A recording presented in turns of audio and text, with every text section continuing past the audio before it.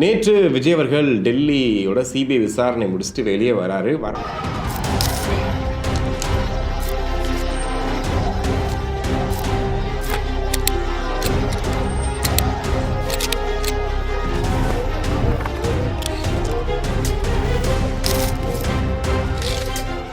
நேற்று ஒரு நாள் தமிழக வெற்றிக் கழக தொண்டர்களாக இருந்தாலும் சரி, விஜய் ரசிகர்களாக இருந்தாலும் சரி, ரொம்ப ஹாப்பியாக இருந்திருப்பாங்க. ஏன்னா கடந்த ஒரு 200 நாட்களாக வந்துட்டு என்னடா பண்ண போகிறோம், அடுத்து என்ன நடக்க போகுது அப்படின்ற மாதிரி ரொம்ப சோர்வாக இருந்தவங்களுக்கு நேற்று விஜய் அவர்கள் டெல்லியோட சிபிஐ விசாரணை முடிச்சுட்டு வெளியே வராரு. வரலாற்றில் யாருமே இப்படி ஒரு சம்பவத்தை பண்ணியிருப்பாங்களா அப்படிங்கிறது தெரியல. ஒரு ரேஞ்சில் ஒரு காரில் மேலே பிளாக் ஷர்ட் போட்டுட்டு விஜய் அவர்கள் அங்கேருந்து அப்படியே வர்றாரு. அப்படி உள்ள கேட் ஓப்பன் ஆகி உள்ள என்ட்ரி ஆகும்போது இந்த தெரி படத்தில் ஒரு சீன் வரும். நான் என்ன சினிமா வச்சு சொல்கிறேன்னு சொல்லி தப்பாக நினச்சிக்காதீங்க, ஒரு ரெஃபரன்ஸ்க்காக சொல்கிறேன். தெரி படத்தில் ஒரு சீன் வரும். அப்போ வந்து விஜயை கூப்பிட்டு மிரட்டுவாங்க. அதாவது உன் பிள்ளைய ஒழுங்காக பார்த்துக்கோ அப்படின்ற மாதிரி மிரட்டி அமுச்சு விடுவாங்க. அதுக்கு வந்து விஜய் அவர்கள் மன்னிப்பு கேட்குற மாதிரி வந்து திரும்ப வந்து பேசுவார். பேசும்போது பிள்ளைய நான் வந்து பார்த்துக்கிறேன், நான் இந்த பிரச்சனைக்கு வரமாட்டேன் அப்படின்னு சொல்லிட்டு, நீங்களும் என் பிள்ளைய தொட்டிங்க அப்படின்னா அவ்வளோதான் அப்படின்ற மாதிரி ஒரு முறைச்சிட்டு அப்படியே போயிடுவாப்புல. அப்போ வந்து சொல்லுவாங்க, டே அவன் பயப்பில்லை, அவன் மிரட்டிட்டு போகிறான் உன்னை அப்படின்ற மாதிரி சொல்லுவாங்க. ஸோ அந்த மாதிரி இன்னைக்கு சிபிஐ அலுவலகத்துலேருந்து வெளியே வரும்போது என்ன ஆச்சு அப்படின்னா, ஒரு கரூர் குற்றச்சம்பவத்தை வச்சு விஜயோட கெரியரே முடிச்சிருவோம், அரசியல் பொலிட்டிக்கல் அவர் எதுவுமே இருக்காது அப்படிங்கிற மாதிரி யோசிச்சுட்டு இருக்கும்போது, எப்பா விசாரணை எல்லாம் முடிஞ்சிச்சுப்பா, எந்த பிரச்சனையும் கிடையாது, நான் தைரியமாக தான் இருக்கேன் அப்படின்ற மாதிரி அப்படி என்ட்ரி கொடுத்தாரு பார்த்தீங்களா. அது வந்து பார்க்குற எல்லாருக்குமே வந்துட்டு உண்மையாக தாவேக்காவோட தொண்டர்களுக்கு பெரிய ஆச்சரியமாகவும் பெரிய உற்சாகமாகவும் இருந்துச்சு அப்படின்னே சொல்லலாம். இதை தாண்டி பார்த்தீங்க அப்படின்னா, டெல்லியில் அவர் அந்த மாதிரி கார்லேருந்து வெளியே வரும்போது பூக்கள் தூவி வரவேற்கிறாங்க தாவேக்கா தொண்டர்கள், விஜய் ரசிகர்கள் அப்படின்னு எடுத்துக்கலாம். தமிழ்நாட்டில் எஸ்ஓபி போட்டிருக்காங்க, விஜய் அவர்கள் எங்கேயும் பிரச்சாரம் பண்ண முடியாது, விஜய் அவர்கள் வெளியில் வரதே ரொம்ப கஷ்டமாக இருக்குது அப்படின்ற மாதிரிலாம் இங்கே நிறைய ரெஸ்ட்ரிக்ஷன் பற்றி பேசிகிட்டு இருக்கும்போது, தேர்தல் தேதி 4 மணிக்கு அறிவிக்கிறாங்க அப்படின்னா விஜய் அவர்கள் அங்கே டெல்லியிலேயே ஒரு தேர்தல் பிரச்சாரத்தை வந்து தொடங்கிட்டாரா அப்படிங்கிற மாதிரி டக்குன்னு வந்து கார ரூஃபில் ஏறிக்கிட்டு கை காட்டிட்டு வந்து அங்கே இருக்கக்கூடிய மக்கள் வந்து பூக்கள் தூவி வரவேற்றது எல்லாமே பார்த்தீங்கன்னா தாவேக்காக ஒரு பெரிய உற்சாகமான ஒரு நிம்மதி பெருமூச்சு விட்ட ஒரு நாளாக தான் வந்து நேற்று இருந்தது. இன்னொரு பக்கம் பார்த்தீங்கன்னா ஜனநாயகன் படம், இந்த படம் வந்து பார்த்தீங்கன்னா அது ஒரு படமாக இருக்கிறத தாண்டி வந்து விஜய் அவர்களுடைய ஒரு என்ன சொல்றது, ஒரு ப்ரெஸ்டீஜ் இஷ்யூ மாதிரியே மாறிடுச்சு. என்னடா நம்ம பொலிட்டிக்கல் வந்தனால ஒரு படத்தை வச்செல்லாம் நம்மளை முடக்க நினைக்கிறாங்க அப்படின்ற மாதிரி பார்க்கும்போது, அதற்கான மறுத்தணிக்கை வந்து இன்னைக்கு பார்க்க போறதாகவும் இல்லை இன்னைக்கு இல்லை நாளைக்கு பார்க்க போறதாகவும் வந்துட்டு ஒரு அறிவிப்பு வந்திருக்கு. ஸோ ஒரு டபுள் தபாக்கா அப்படிங்கிற மாதிரி வந்துட்டு ஒரு பக்கம் வந்து விஜய் அவர்கள் உற்சாகமா அந்த சிபிஐ வழக்கெல்லாம் முடிஞ்சு வெளியில வராரு, இன்னொரு பக்கமும் இது நடக்குது. இன்னொரு ஒரு டபுள் ட்ரீட்டா வந்து ஒரு சர்ப்ரைஸா வந்த விஷயம் என்ன அப்படின்னு பார்த்தீங்கன்னா, லோயோலா கல்லூரியோட கருத்து கணிப்பு. ஒவ்வொரு வருஷமும் கருத்து கணிப்பு வந்து ஒவ்வொரு தேர்தலுக்கு வரைக்கும் பண்ணும்போது பார்த்தீங்கன்னா, லோயோலா கருத்து கணிப்பு மேலே ஒரு நம்பிக்கை வந்து மக்களுக்கு இருக்கும். பிகாஸ் வந்து ரொம்ப வந்து நல்லா இருக்கும், நேர்மையாக இருக்கும் அப்படின்ற மாதிரிலாம் சொல்லுவாங்க. ஸோ அந்த கருத்து கணிப்பில் தாவேக்காவுக்கு குறிப்பாக வந்து 18லேருந்து 42 வயசு உள்ளவங்களுடைய ஓட்டு வந்து தாவேக்காவுக்கு அதிகம் இருக்குது. அந்த கருத்து கணிப்பு படி பார்க்கும்போது விஜய் அவர்கள் முதல்வராகக்கான வாய்ப்புகள் இருக்குது அப்படின்னு ஒரு கருத்து கணிப்பை சொல்கிறாங்க. சரி, ஓவராலாக வந்து வாக்காளர்கள் ஏற்படுத்தப்பட்ட கருத்து கணிப்பில் பார்த்தீங்க அப்படின்னா, திமுகவோ அதிமுகவோ ஜெயிக்கணும் அப்படின்னா, இல்லை வந்து அவங்க ஆட்சி அமைக்கணும் அப்படின்னா தாவேக்கா ஒரு முக்கியமான ஃபேக்டராக இருக்குன்ற ஒரு குண்டை தூக்கி போட்டிருக்காங்க. அதாவது விஜய் இல்லாமல் இந்த வாட்டி தேர்தலில் எந்த பெரிய மாற்றமும் ஏற்படாது, பிஃபோர் எலெக்ஷனும் சரி ஆஃப்டர் எலெக்ஷனும் சரி விஜய் ஒரு முக்கியமான ஃபேக்டராக இருக்காரு அப்படின்னு சொன்னதுக்கு அப்புறம் தாவேக்காவோட உற்சாகத்தோட அளவே பார்க்க முடியல, எங்கேயோ போயிட்டாங்க. ஸோ அந்த அளவுக்கு பயங்கரமாக வந்து கொண்டாட ஆரம்பிச்சிட்டாங்க. அதாவது இவ்வளவு நாட்கள் தாவேக்காவில் இருக்கக்கூடிய அந்த பிரச்சனைகள், ஹடில்ஸு மேலே வந்தது, அவங்க மேலே வைக்கக்கூடிய குற்றச்சாட்டுகள், அதுக்கப்புறம் தாவேக்கா பண்ண தவறுகள், இந்த மாதிரி ஏகப்பட்ட விஷயங்களை பேசிட்டு இருந்தாலும் இனி வரப்போகிற 38 நாள் அப்படிங்கிறது வந்து ரொம்ப ரொம்ப ரொம்ப ரொம்ப முக்கியமான நாள்.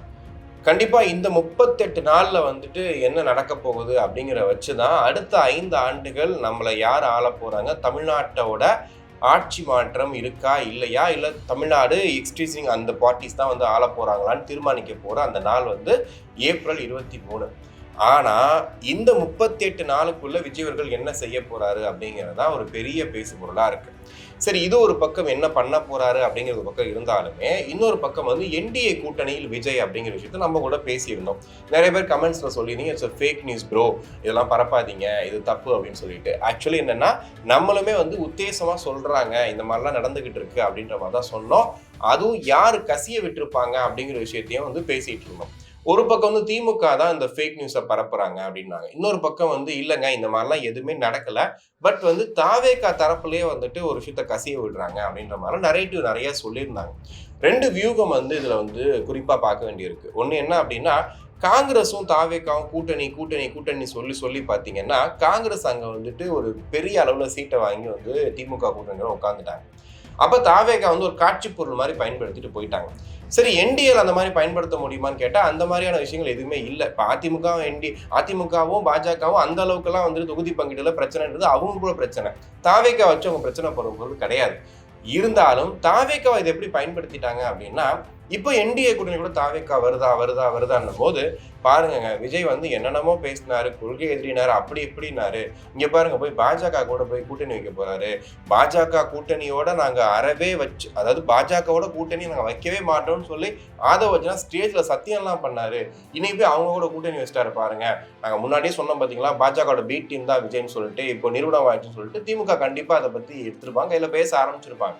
அப்படி இருந்தும் ஏன் இந்த தாவேக்கா வந்து ஒரு வீகமா பாக்குது அப்படின்னு கேட்டீங்கன்னா, இங்க பாருங்க கடைசி வரைக்கும் ஒருத்தனை போட்டு ப்ரெஷர் பண்றாங்க.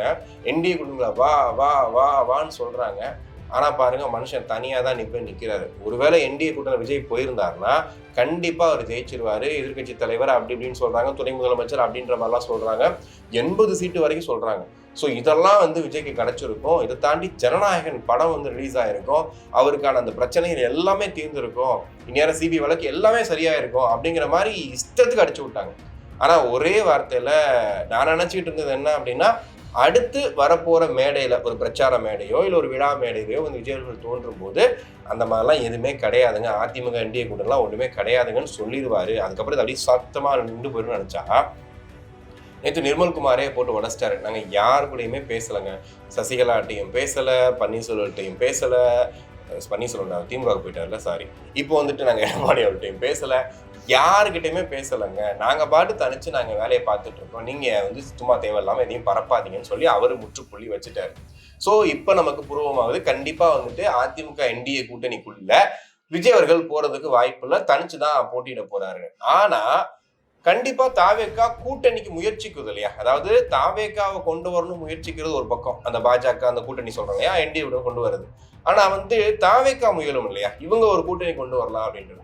அந்த கூட்டணியில பாத்தீங்கன்னா சில கட்சிகள்கிட்ட பேச்சுவார்த்தை போயிட்டு இருக்கு. குறிப்பா செங்கோட்டையன் அவர்கள் பாமக ராமதாஸ் கிட்ட ஒரு பேச்சுவார்த்தை நடக்கிறதா வந்துட்டு ஒரு தகவல் சொல்றாங்க. அது எந்த அளவுக்கு வந்துட்டு உண்மை அப்படின்றது தெரியல.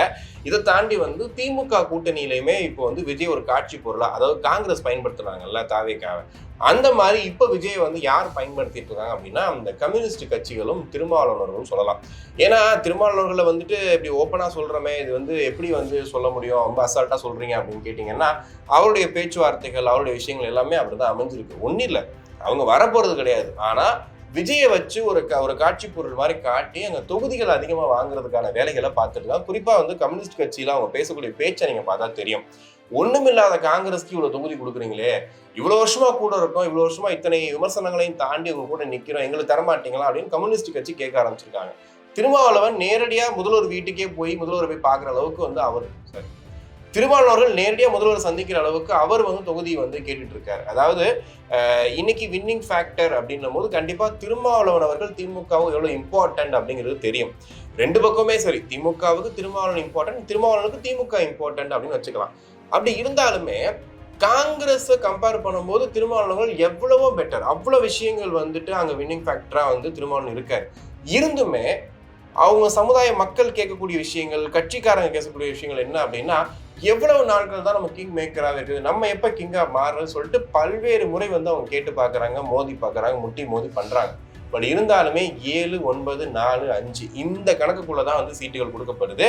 இந்த முறையும் அதுதான் அப்படின்ற மாதிரி தான் இருக்கு. பட் இருந்தாலும் விஜய் வச்சு ஒரு பூச்சாண்டி காட்டலான்னு ட்ரை பண்ணாங்க. இப்போ அது மொத்தத்தையும் உடச்சு விட்டதுனால இப்போ அங்கேயும் வந்து எந்த பருப்பும் வேக போறது கிடையாது. ஸோ இந்த மாதிரி நரேட்டிவ் செட்டுக்கு மத்தியில தான் வந்து விஜய் அவர்கள் தனியா அப்படி நிக்க போறாரு அப்படின்ற மாதிரி இருக்கு. இவ்வளவு நாட்கள் என்னமோ வந்துட்டு டிவிகே கட்சி, மற்ற கட்சிகள், போட்டிகள், கூட்டணி பிரச்சனைகள் இப்பெல்லாம் போயிட்டு இருந்துச்சு. ஆனா தேர்தல் தேதி அறிவிச்சதுக்கு அப்புறம் தான் இந்த ரியலான அந்த அரசியல் ஃபீவர்னு சொல்லுவாங்கல்ல, அதுக்குள்ள வர்றது மாதிரி இருக்கு.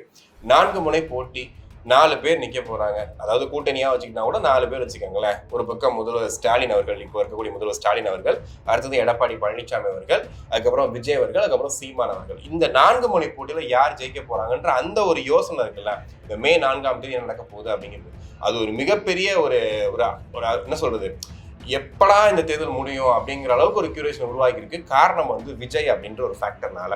மற்ற தேர்தலை தாண்டி ஏன் இதுல இவ்வளவு ஆர்வம் இருக்கு அப்படின்னா, இந்த தேர்தலில் கணிக்கவே முடியாது. அதாவது இவங்க தான் ஜெயிக்க போறாங்க, இவங்க கன்ஃபார்ம் அப்படின்னு சொல்லிட்டு. ஏன்னா கருத்து கணிப்புகள் ஒவ்வொரு நாளும் ஒவ்வொரு கருத்து கணிப்பு வருது. ஒரு கருத்து கணிப்பு பார்த்தீங்கன்னா திமுக சார்பாக வருது, ஒரு கருத்து கணிப்பு அதிமுக சார்பாக வருது, ஒரு கருத்து கணிப்பு டிவிகே சார்பாக வருது, ஒரு சில கருத்து கணிப்புல சீமான் அவர்களுக்கு வாக்கு செய்தும் பயங்கரமா காட்டுறாங்க.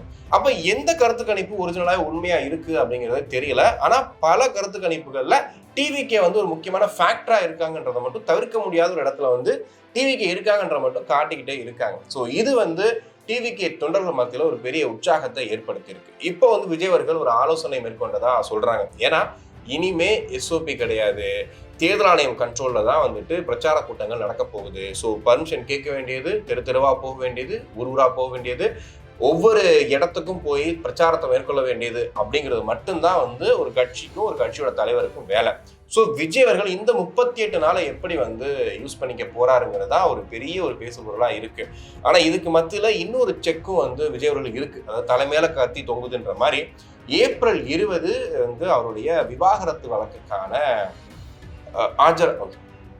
ஏப்ரல் 20 விஜயோட விவாகரத்து வழக்குக்கு அவர் ஆஜராகி ஆகணும். ஏப்ரல் 23 தேர்தல். ஸோ இந்த 2 நாள் இருக்கு இல்லையா, அது உண்மையிலே வந்து ரொம்ப ரொம்ப ரொம்ப குரூசியலான டே வந்து விஜய்க்கு. இவ்வளவு நாட்கள் கடந்து வந்தது விஷயமே கிடையாது. இந்த ஏப்ரல் 20 அன்னைக்கு அந்த ஆஜராக போறாரா அப்படின்னு கேட்டீங்கன்னா, மேபி வந்து அதை தள்ளி வைக்கிறதுக்கான வாய்ப்புகளும் இருக்கு. மேபி இவங்க ஒரு மனு போட்டு தேர்தலுக்கு அப்புறம் வந்து நான் சந்திக்கிறேன் அப்படின்ற மாதிரி சொல்றதுக்கும் வாய்ப்பு இருக்கு.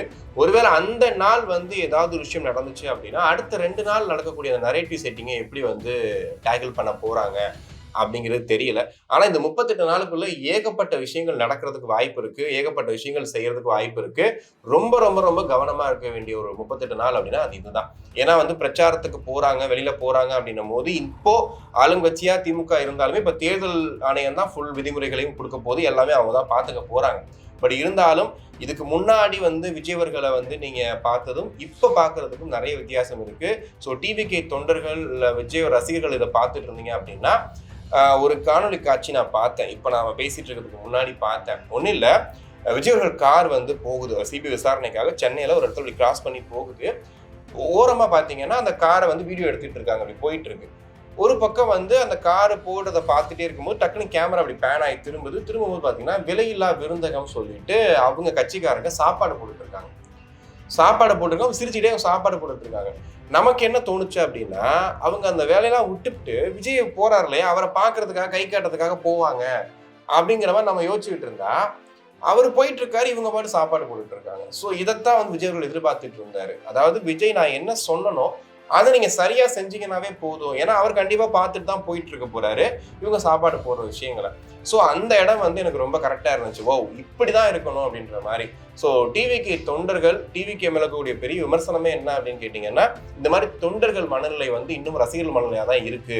விஜயை பார்த்துடணும், விஜய் ஒரு வாட்டியாவது அவரை பார்த்து தொட்டு பார்த்துடணுன்ற மாதிரி இருக்காங்க அப்படின்ற அந்த எண்ணம் இருக்கு இல்லையா, அது கொஞ்சம் கொஞ்சமா மாறி இந்த காட்சியை பார்க்கும்போது ரொம்ப நல்லா இருந்துச்சு.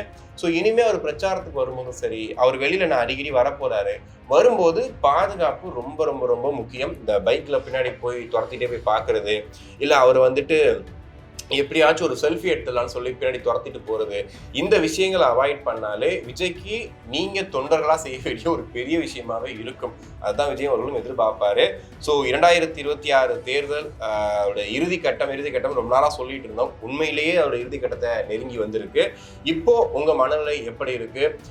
இப்போ கூட்டணியே இல்லாம தனிச்சு வரக்கூடிய விஜய் அவர்கள் இந்த கருத்து கணிப்புகள்லாம் சொல்ற மாதிரி பெரிய தாக்கத்தை ஏற்படுத்துவாரா, இல்லை திமுக அதிமுகவுடைய அவங்களுடைய ஆளுமை வந்து ரொம்ப அதிகமா இருக்கு, இந்த 2 பேரை தான் யாரோ ஒருத்தவங்க வரப்போறாங்க அப்படின்னு நினைக்கிறீங்களா அப்படிங்கிறத கமெண்ட்ஸ்ல சொல்லுங்க.